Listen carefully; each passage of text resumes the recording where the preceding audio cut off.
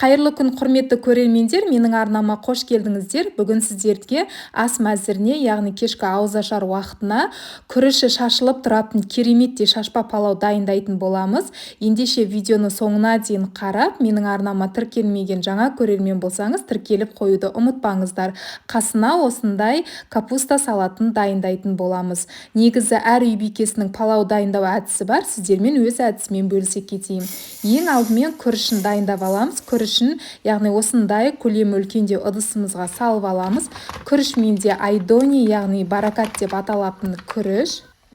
2 кеседей күріш салдым. Енді осы күріштің үстіне қайнап тұрған суымызды құйып шығатын боламыз.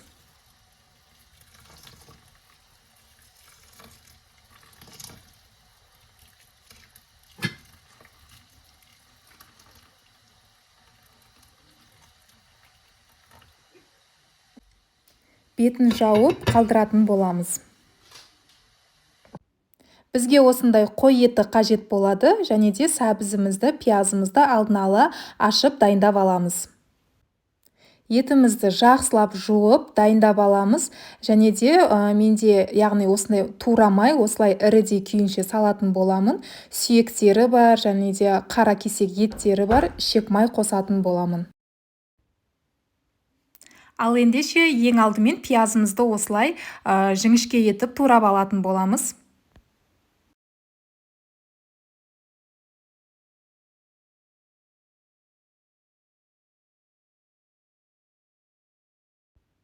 Сәбізімізді де осылай жіңішке етіп турап алатын боламыз.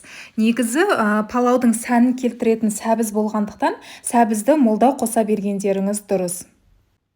Құрметті көрермен, әлі де менің арнама тіркелмеген жаңа көрермен болсаңыз, қазақ тілді пайдалы әрі қарапайым рецепттерді жіберіп алмас үшін төмендегі қызыл подписация батырмасын басып тіркеліп қойыңыздар. Осымен сәбіз пиязымызды дайындап турап алдық. Енді қазанымызға шамамен 1 пияладай май құйып аламыз да қыздырып алатын боламыз. Майымыз қызған соң ең бірінші осылай іш майымды қуырып алатын боламын. Яғни қызарғанға дейін қуырып алатын боласыздар.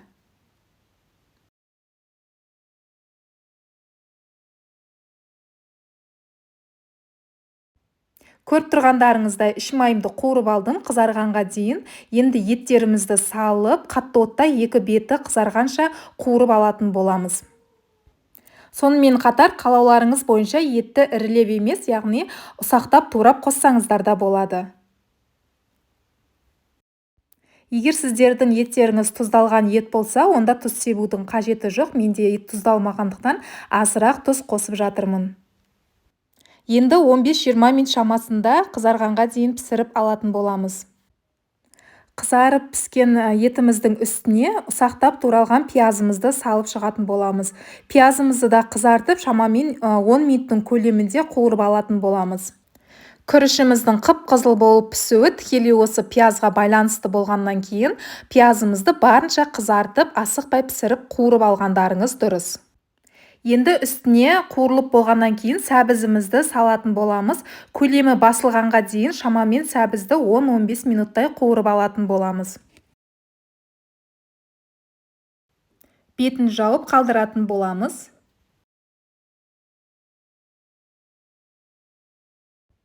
Енді қазанымыздың бетін ашып, үстінен су құямыз. Суымыз көкөністер мен еттің үстін жауып тұруы керек. Содан соң міндетті түрде еті піскенше 1,5 немесе 2 сағаттың көлемінде, яғни қайнатып пісіріп алатын боламыз.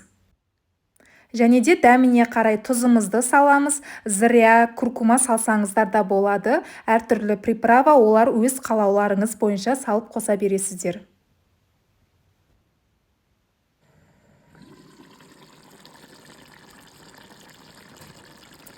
Арада 1,5 сағаттай уақыт өтті. Енді жуып тазалап алған күрішімізді салатын боламыз.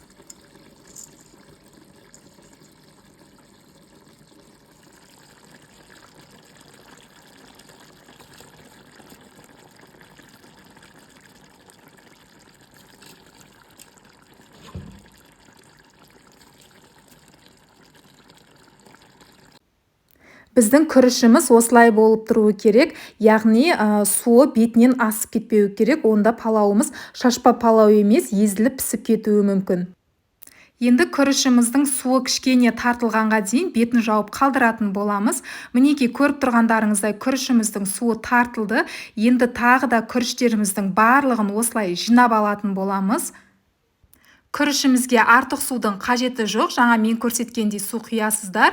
Және де осылай пышақтың немесе өздеріңізге ыңғайлы затпен арасын осылай кесіп қойсаңыздар болады. Бұл біздің ең несі, яғни шашпа палауымыздың жаңағы фишкасы деп айтсам болады. Және де бетін осындай салафан пакетпен немесе пальгамен немесе тарелкамен жауып қойсаңыздар да болады.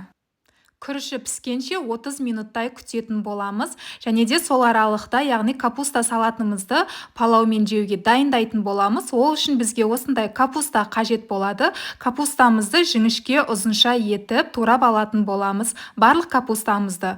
Бұл салатты отбасыңыздың санына қарай, яғни турап әзірлей берсеңіздер болады.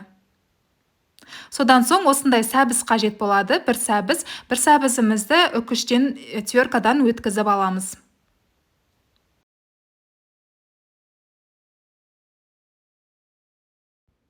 Көріп тұрғандарыңыздай капустамызды және де сәбізімізді, яғни теркадан өткізіп, турап дайындап алдым, ыдысыма салып, енді осының үстіне бір ас қасық құм шекерімізді саламыз, және де бір шай қасық тұзымызды салып, жақсылап қолымыздың көмегімен араластырып алатын боламыз. Бұл салаттың жасалу жолы да оңай. Көріп тұрғандарыңыздай, ешқандай артық затты қажет етпейтін, 2-ақ заттан тұратын салатты жасап, міндетті түрде жақындарыңызды қуантып қойыңыздар. Және де ең соңында бір ас қасық сұйық май құямыз. Сұйық майдың орнына оливковый масло да құйсаңыздар болады. Осымен біздің салатымыз дайын. Бізге осындай тарелка қажет болады. Және де салат жапырақтарын әсемдік ретінде қолдансаңыздар болады. Немесе жеусеңіздер пайдасы да өте зор. Осымен біздің күрішімізде пісіп дайын болып тұр. Көріп тұрғандарыңыздай өте керемет шашпа палау, яғни шашпа күрішіміз дайын болып тұр. Енді тарелкілерімізге салып ұсына берсек болады. Осымен бүгінгі ас мәзіріміз дайын. Құрметті көрермен, назарларыңызға үлкен рахмет. Ұстаған оразаларыңыз қабыл болсын. Міндетті түрде дәл осы рецептпен жасап көріңіздер. Сіздерге 100% ұнайды деген сенімдемін.